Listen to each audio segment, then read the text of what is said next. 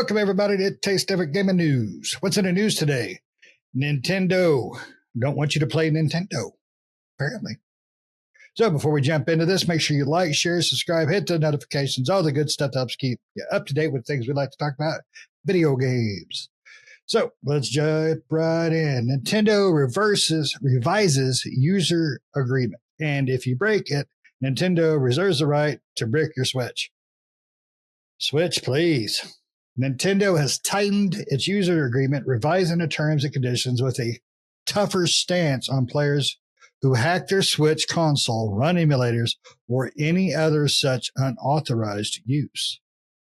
As spotted by GameFile, emails have gone out to players confirming the company has, and Pat received one, has updated the Nintendo account agreement and the Nintendo account privacy policy. The Nintendo rules now superseding all previous versions and applying to all existing and new Nintendo accounts users as of May 7th. According to GameFile's report, there's been around 100 changes between the existing agreement and the revised one. Until May 6th, players agreed that they are not allowed to lease, rent, sublicense, publish, copy, modify, adapt, translate, reverse engineer, decompile, or disassemble, or just shove it right up your butt. All or any portion of the Nintendo account services without Nintendo's written consent. I mean, Bowser has to take that big old paw and sign a letter for your mom. Otherwise expressly permitted by applicable law. And Nintendo pretty much makes the law. Now, however, that section has been significantly lengthened in the U.S. and now reads, I'm going to go through this quick, so if I stutter, you're screwed. Here we go. Any digital products registered to your Nintendo account, any updates such as digital products that are licensed only for personal and non-commercial use on a user device, digital products must not be used for any other purposes, in particular without NOEs, notice of intent, written consent. You must neither lease nor rent digital products nor sublicense publish. Oh, I hit that one. Damn, that says the same thing basically. Anyways, you can be bricked now. So I think that's a load of stuff myself. Let's jump into the tech guys here and see what they think about you pissing off Bowser and he jumps up your warp pipe. So, Pat, what do you think? I mean, there's a lot in here I didn't read because I don't want to bore people, but basically they want to take every legal stance against anything you can possibly think about doing that they don't like. Because apparently the only person able to play Nintendo is at Nintendo now. So, yeah, it's interesting how our section, that section that you're chatting about is like twice as long as the UK section, like twice as long. It literally is twice as long. I was looking at it like, wow. Because we're America, baby. I wonder if there's, I don't know much about the UK laws. I wonder if there's more protection on things like backing up your games and stuff like that, because the way that Nintendo's worded this is that you can't bypass, modify, decrypt, defeat, tamper with, or otherwise circumvent any functions or protection of the Nintendo account services, including through use of any hardware or software that would cause the Nintendo account services to operate other than in accordance with this documentation. So I wonder if, they're going to target some of this backing up that people do, like the creation of ROMs and things with stuff that you physically own, because that technically would fall under the decrypt. You're decrypting the information, so that's kind of, it specifically names this Nintendo account services, but it sounds like they're just going to tighten their control on DRM with all their games, right? It's just like, hey, this game requires DRM, so if you mess with it or bypass this to do like ROMs and stuff, yeah, you're not gonna be able to do that. Or you can, but if they find out who you are and doing it, they're gonna brick your console.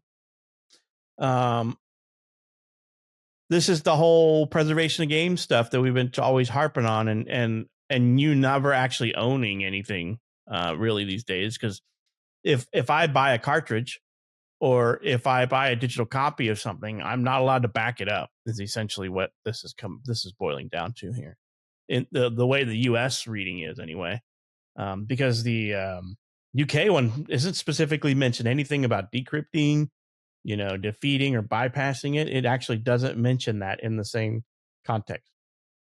So, yeah, because there specifically says that you can't. The UK one specifically, when it talks about digital products, it specifically says you can't lease, rent digital products, nor sub-license, publish, copy, modify, adapt, translate, reverse engineer, decompile, or disassemble any portion of the digital products other than expressly permitted by applicable law, such as unauthorized use of a digital product may result in digital product becoming unusable. So it's really, it's Nintendo. Nintendo hates, anybody that basically prevents them from making another dollar. So if you want to back up your game in case something happens to the cartridge, and I mean within legal rights, I don't mean doing shady shit. If you want to back up your cartridge and emulate it and play it on a ROM, because in a ROM emulator, because you may want to put the physical copy up and whatever, then you're not allowed to do that. I think Nintendo is very much trying to get over the gray area of backing up your game and emulating it.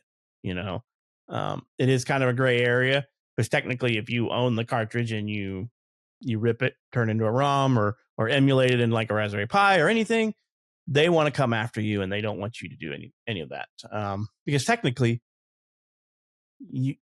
you can buy a Switch game, rip it, emulate it, and don't have to own a Switch, right? So, but it sounds like they're really, really trying their best to circumvent a lot of that. Trying to just make it, I understand the reasoning behind it, but at the same time, they have always targeted emulation software because they say that it breaks their encryption process, or they've broken their encryption process and they now know proprietary information they're not supposed to, all kinds of crap. So it is Nintendo, man. Nintendo is sue happy, they are fervent protectors of their IPs and everything Nintendo, which you have to be in this day and age to some extent, but these guys just go after everybody as much as they can, right? They go after all these emulating companies, even if the emulating companies do nothing but produce an emulator, because you're breaking their decryption, you're decrypting their encryption, and all this kind of stuff. So it's just more digital age crap for you in video games. Video games are getting harder and harder to protect because all these companies make it widely known that you don't own shit. You just lease this from us and we can revoke your access to it at any time you want. We don't care that you paid 60, 70, in the future 80, 90, $100 for it. We don't give a shit. There needs to be some consumer protections here, I think. We're entering into a dangerous era in video games, and media in general, digital media in general. Because if I can't back up or make copies of the stuff I bought digitally, what happens? It's kind of a funny point to make anyway, but what happens if, they decide to stop supporting it? My $70 purchase means jack. And that's what they are saying, because they're basically saying, we leased it to you. You don't own it. I don't like that aspect of it. That's one of the, while the digital age and things in this has made it easier for us to get access to games, and there not really be a scarcity of games, right? So nobody's going to go in and buy out all 500 copies in town of a game and then sell them on eBay for twice as much because it's all digital.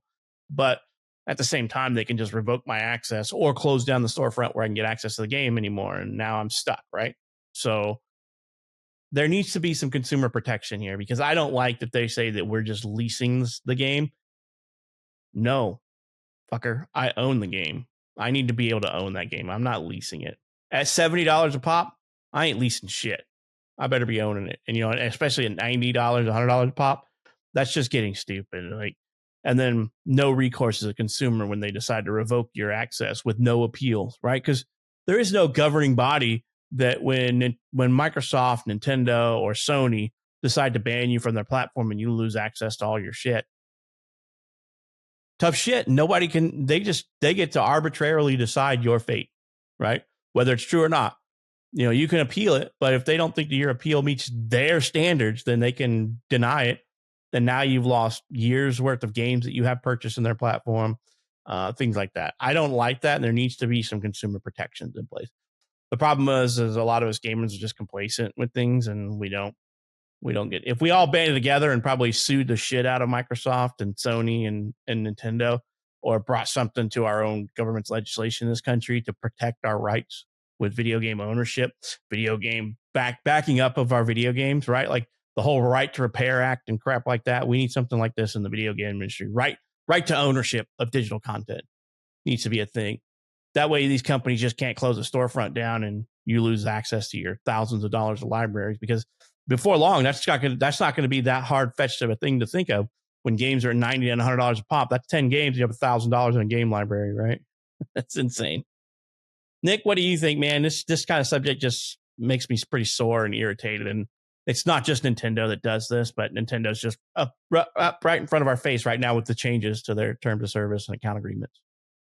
Yeah, I agree. No disassemble, right? No disassemble, number 5. Number 5 alive. Yeah, I mean, everything you said pretty much. Nintendo has always been a big, always going after emulations, ROMs, all that type of stuff. They've been a big advocate for going against and suing and taking down those types of activities online. So they've been the biggest one out of all. Exactly. Pat's exactly right. All the companies do this. It's not just Nintendo. Just Nintendo's the biggest one that, gets the most coverage and stuff like that. And I think goes after these companies, the emulator, not manufacturer, but programmers and, sites and things like that make these types of things. They're the most fervent when it comes to going after those types of people.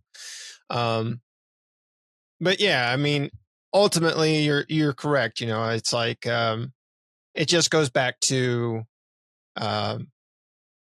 you don't own anything, right? And that's not just video games, right? It's a lot of things in society that have all gone digital. I mean, for corporations and stuff like that, that's the, that is the key.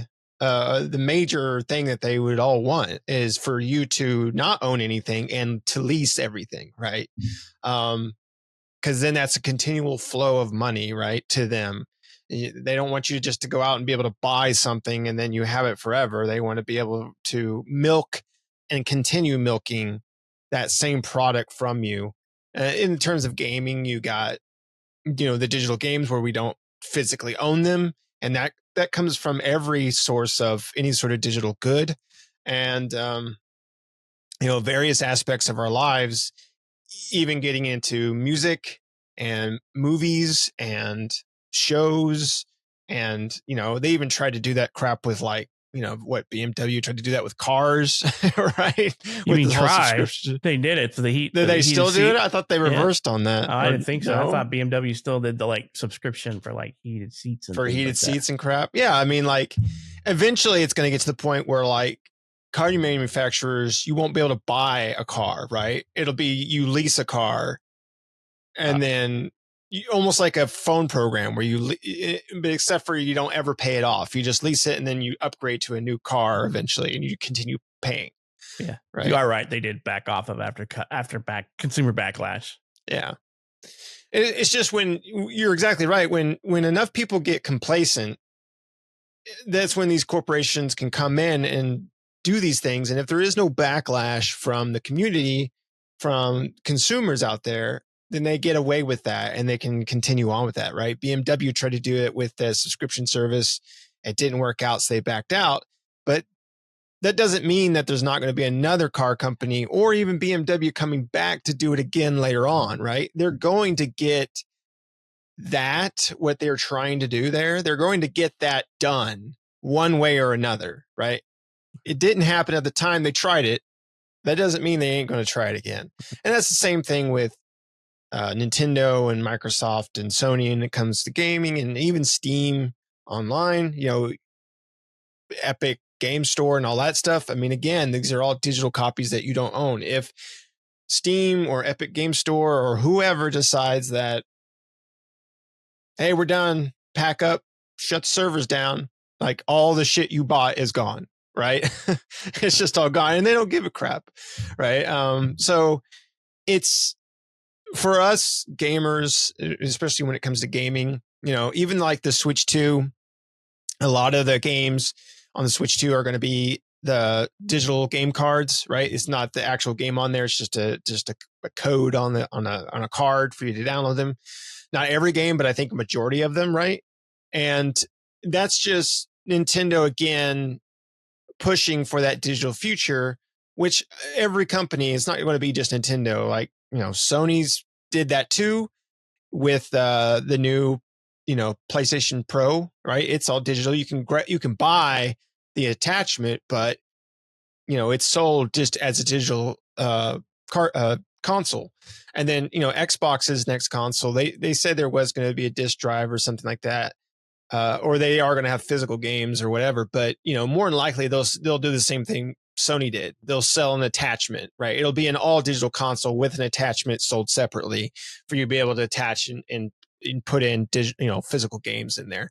And that's just them trying to get out of that physical market, right? I'm surprised they still sell movies on Blu-rays and stuff, right? I mean, you still see those. Not every movie, I mean, but I can, because every time one of these services pops up that hosts your movies for you, they go out of freaking business, right? Yeah. Every one of these movie hosting places, like I can't remember the last one's Vudu still around, or I think Vudu is still around. Vudu is owned by Walmart, though. It's owned by Walmart, so it probably ain't going to go anywhere. I thought one of the ones that Walmart owned shut down. I think they just transferred everything to Vudu. Yes, because Walmart did own another one, and then they bought Vudu and transferred it all over to that. Because or they bought Fandango and transferred Vudu over that. I can't remember, something like that. Because I used to buy movies online. I bought movies through Google Play back in the day. They shut down Google Play, and I hadn't logged into my account long enough, and I missed the transfer period. I lost hundreds of dollars worth of movies and crap and audio, that music that I'd purchased on there, because I don't know how long their transition period was. I don't remember what it was, but I remember I had to go, because I used to buy movies and buy music for when I traveled for work, as I would fly. And then there was a stint to where I didn't have to travel for over a year for work.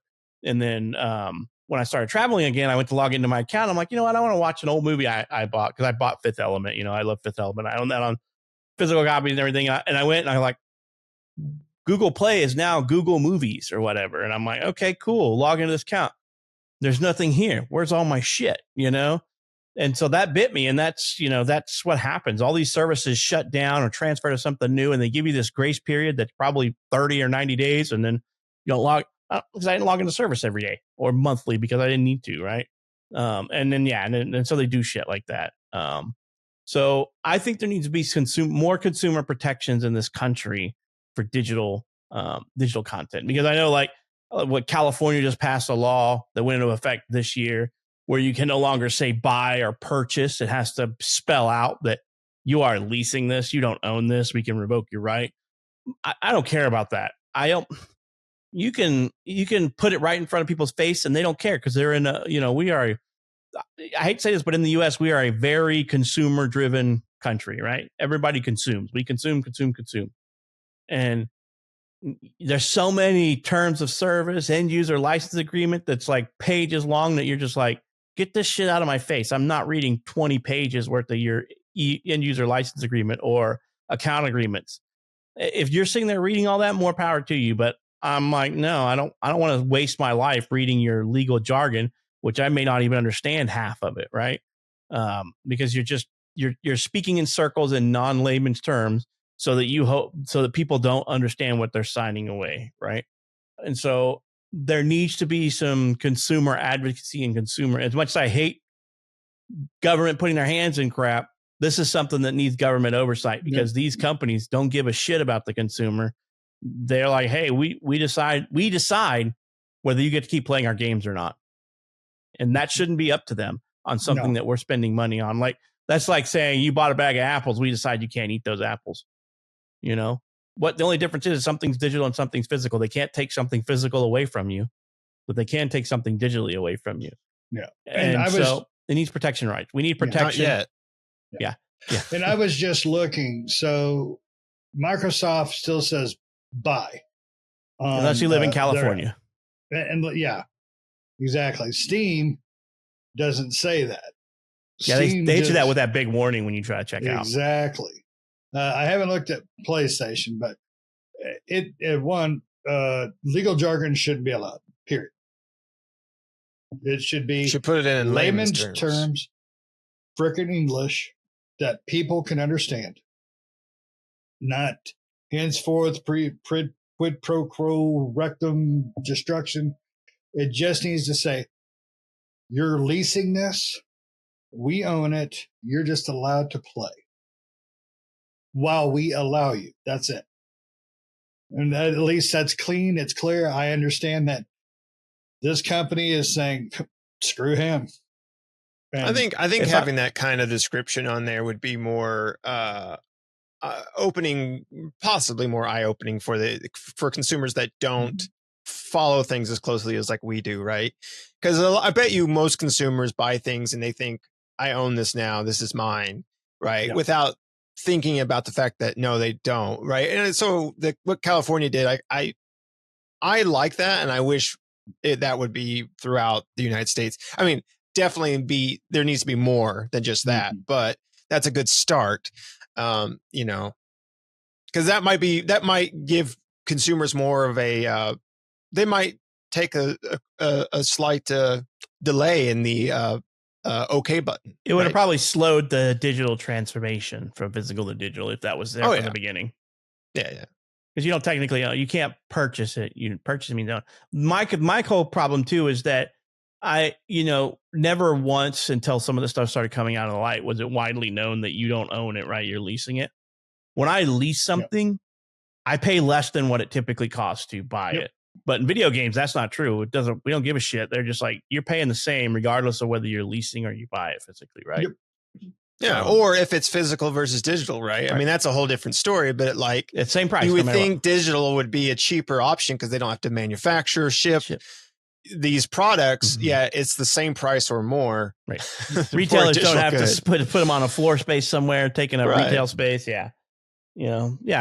But it's not. They're just like, we're going to charge you what we want because we can, and we're going to raise the price, and we're going to basically create the Sony situation where I think Sony has a monopoly on it, and I can't believe it's not been done anything where you can't buy anything digital outside of their storefront.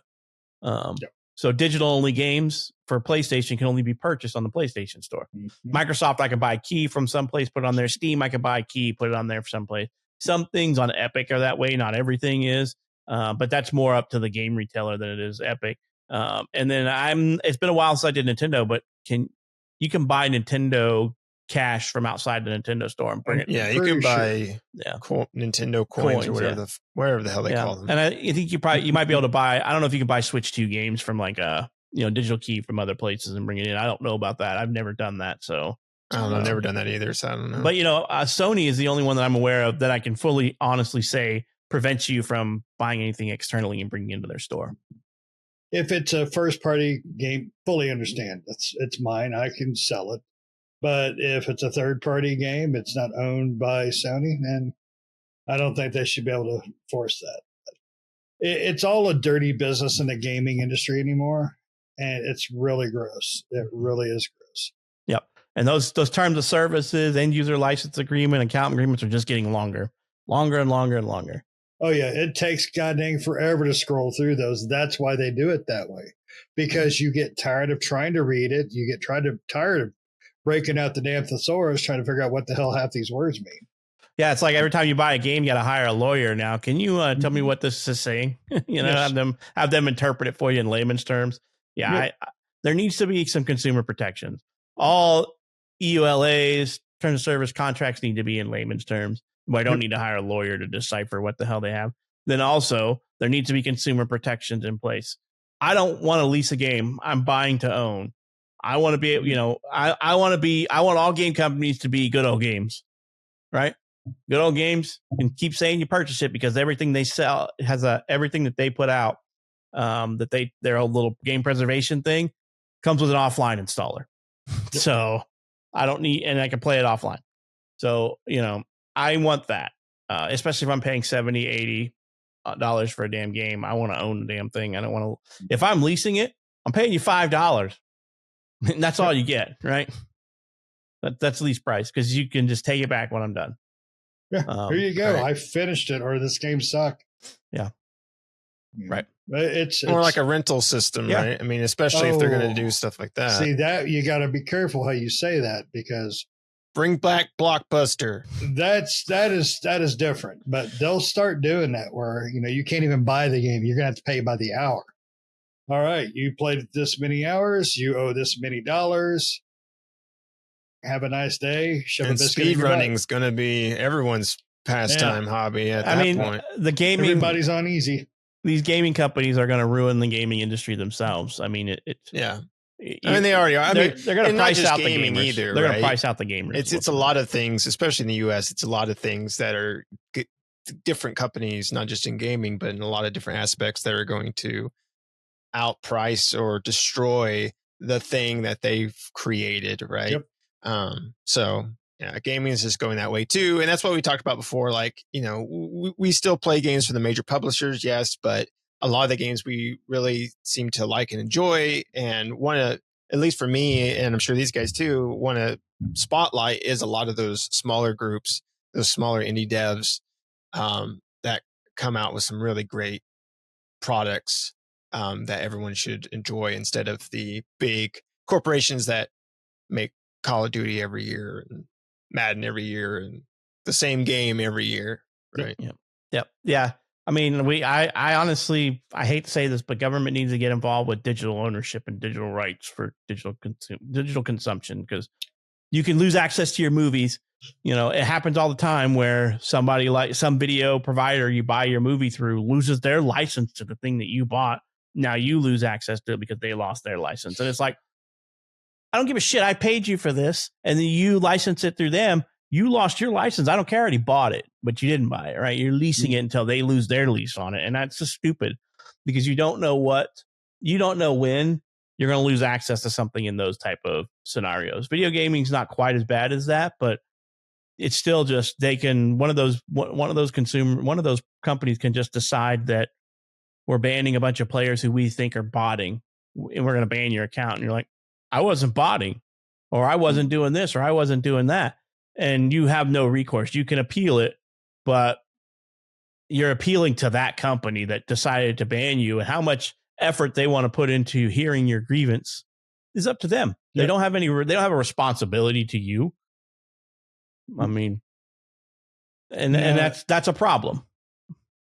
And it's not going to get any better. Not without legislation or governance of some kind. Yeah, we've watched the trends, and nothing is being done to stop it. Because we always say, vote with your wallet. Well, guess what? Nobody's voting with their wallet. We just want to play. Yeah, you're voting for what you want to play with your wallet. But yeah, we don't boycott enough stuff in the gaming and gamers. No, we don't. Instant gratification. I want that game, right? Yeah, that's entirely society anymore. Everything is at your fingertips. Well, at least in the U.S., that's what it is. I don't know how it is in other countries. It may not be as bad there.